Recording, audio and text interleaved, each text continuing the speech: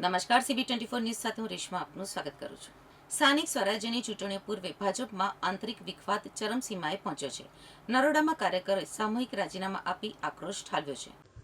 અમદાવાદમાં આગામી સ્થાનિક સ્વરાજ્યની ચૂંટણીઓ પૂર્વે ભાજપમાં આંતરિક વિખવાદ ચરમસીમાએ પહોંચ્યો છે.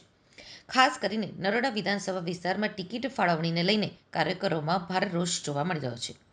પક્ષના શિસ્તબદ્ધ ગણાતા માળખામાં ભંગાણાના સંકેતો દેખાઈ રહ્યા છે. ગઈકાલ સાંજથી જ નરોડા ભાજપના સત્તાવાર વોટ્સએપ ગ્રુપમાં કાર્યકરોએ પોતાનો રોષ ઠાલવવાનું શરૂ કર્યું હતું. અનેક સક્રિય અને પાયાના કાર્યકરોએ ગ્રુપમાં જ પોતાના રાજીનામા મૂકી દીધા હતા.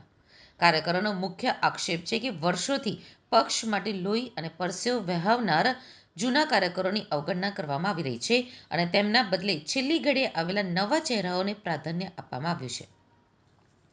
નરોડામાં ભાજપ સંગઠનમાં નારાજગી જોવા મળી છે. જૂના કાર્યકરોની અવગણના થતાં કાર્યકરોમાં આક્રોશ જોવા મળ્યો છે.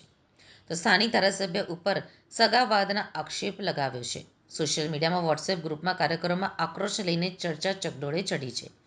સ્થાનિક કાર્યકરોએ ધારાસભ્ય સામે ગંભીર આક્ષેપો કરતા જણાવ્યું છે કે ટિકિટ મેળવવામાં મેરિટના બદલે સગાવાદ અને અંગત પસંદગીને મહત્વ આપવામાં આવ્યું છે.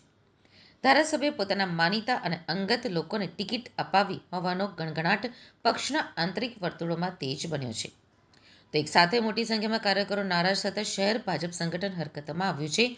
જો આ વિખવાદ જલ્દી શાંત નહીં થાય તો આગામી ચૂંટણીમાં તેની સીધી અસર પરિણામો ઉપર પડી શકે છે.